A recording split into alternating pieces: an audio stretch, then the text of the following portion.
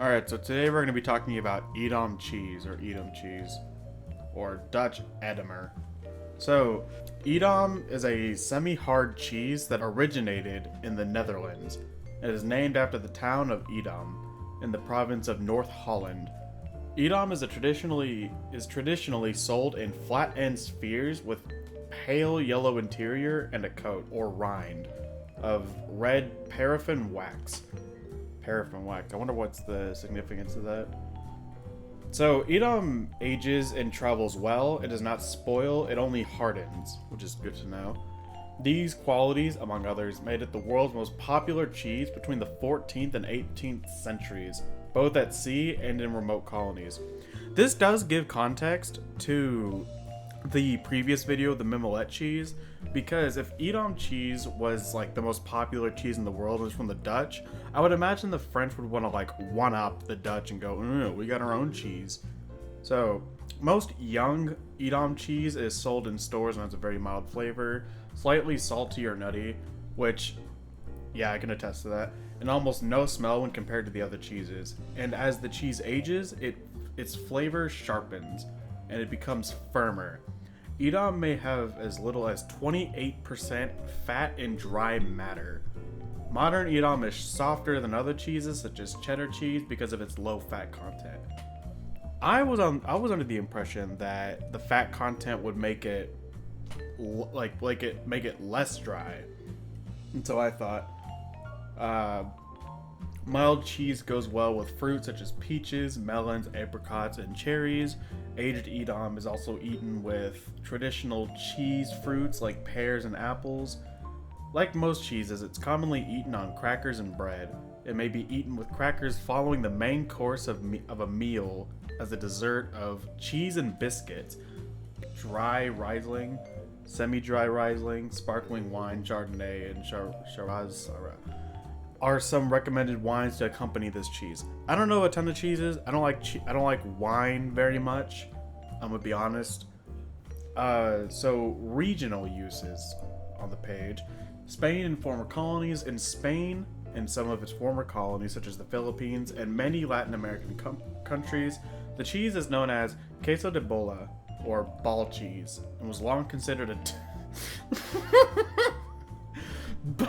I'm sorry. Ball cheese. I can't help but giggle with that. I'm sorry. Back to it. And was long considered a delicacy. In the Mexican state of Yucatan, queso de bola, ball cheese, is prepared as queso relleno, stuffed cheese. A ball of cheese is cut in half and carved out. It is then mixed with a mixture of seasoned ground meat, raisins, capers, and olives. Finally, it is braised in chicken stock and served sliced with the chicken stock that has been thickened with cornstarch and spiced tomato sauce. Ooh, there's a lot of countries that use this kind of cheese, like the Czech Republic and Slovakia, Belize, Indonesia, Philippines, Scandinavia. What does the Scandinavians do with it? The cheese is also associated with Christmas in Sweden and Norway due to its red color, and is also often found in the Christmas julebord buffet. Huh, that's interesting. There's a popular culture phrase in here too. Edam has been treated dramatically and humorously in a variety of cultural art forms. In the novel All Quiet on the Western Front, the main character believes its red outer covering is a sign of impending death. It is a wine aroma nuanced and sideways, and an object desire in the animated film Shopper 13. Actor Jason Fleming advertised Edam in the UK. Edam was tested by Mythbusters in episode 128 for its suitability as cannon ammunition against a ship's sail, but it bounced off the sail without damaging it. That is so funny. Why would they choose that? Why would they do that? Is the wax on it so thick that they thought it could be used as a cannon? That's crazy. In season 2, episode 24 of Whose Line Is It Anyway, Colin McCree, playing Cheeseman, claims he doesn't give a damn. Huh? Or is it Edam cheese? I don't know the pronunciation of these. A cheese pun. Drew Carey then describes it as a crossword puzzle cheese. Which, let me say, out of all the other cheese Wikipedia pages, I've never seen like pop culture, like a pop culture reference, regional uses. This stuff was popular, and it is still popular today, considering it's sold everywhere. Like if you go to any Walmart, they'll have that $5 big old cheese wheel. But to me, the cheese tastes like just a giant Baby Bell. It's very mild, very nutty. Well, I say very nutty. It's nutty, and it's nothing like exciting. But I guess at the time it would be, considering you can just get cheese anywhere on the go. But what I'm caught up on is the Mythbusters. I haven't seen the Mythbusters, and so the idea that they shot it out of a cannon in hopes that it would break something is so funny to me. Mimolette cheese, you can keep your mites, you can keep whatever. They're shooting these things out of cannons. I think that's so funny. Anyway, we shall go to the next part of the video now where I get to try the cheese. Alright everyone, so we're at this part of the video where I get to try the cheese, and I lied to you. This isn't Edam or Edam cheese. This is the biggest blue bell, not blue bell in the world, baby bell in the world. No, I'm kidding. But look at this thing. It's entombed in wax. This isn't even like covered. It's like bulletproof here. But so I guess without further ado, we'll go ahead and try the cheese, and I'll give some to my cameraman behind here. So we're gonna take a totally realistic knife, realistic size butcher's knife, to cut this thing open. We're just gonna try not to cut the table here. Oh man, this is a thick cheese, Jesus.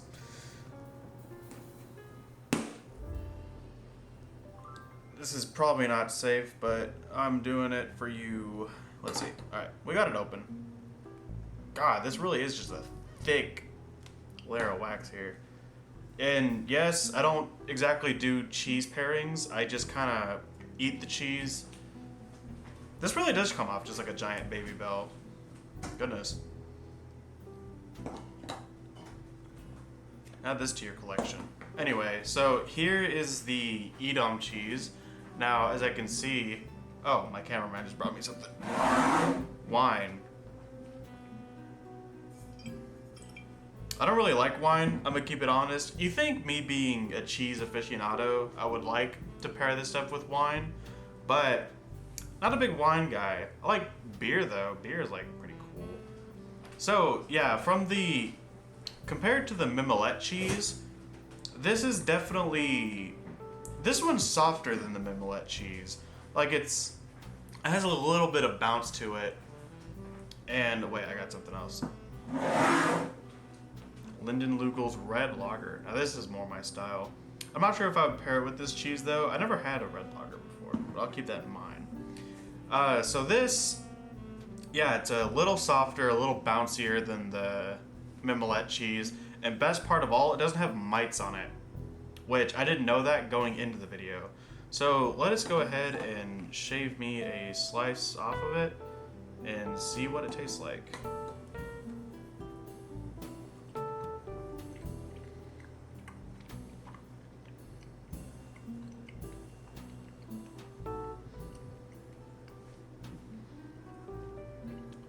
Unironically, it tastes like a giant Baby Bell. This is just a large and expensive Baby Bell cheese. Wait, hold on. Okay, so it tastes nutty. It's definitely not as cheddary and as hard as the Mimolette was. I don't think this cheese was aged for as long as the Mimolette cheese was. So it's gonna be softer, more mild flavor, but there is a nuttiness in there that I taste. Let me try another piece, hold on. Yeah, there's a nuttiness in there. There's no tang or sweet, or even a little bit of sweetness like the Mimolette had.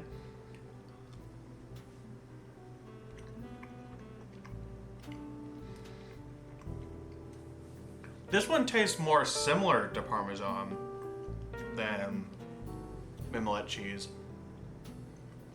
But it's still just about as, it's not, okay, it's a little less cheddary than the Mimolette cheese, but it's still a really good cheese. It's also not that expensive, so if you wanted to put this in your budget charcuterie board, this is a perfect addition to it because it's more mild in its flavor. I assume it would pair well with a broad variety of things, and that's about all I have to say about it. It's a semi-soft cheese. It's nuttier in flavor, very mild, kind of like cheddar, but not as much as the Mimolette cheese, and it doesn't have that tang to it. It's definitely a more common cheese you're gonna see. I mean, I bought this stuff at Walmart, but for the Dutch creating cheese, it's a really good cheese. I would give this cheese a 7 out of 10, only because it's not surprising in any way. It's not like gonna jump out at you or like with flavor and texture or anything. It's a decent cheese though, I will say. And I think that's it for the video. So go ahead and be sure to like, comment, subscribe, all that good stuff. Have something to tell your friends with cheese history, and I will see you guys later.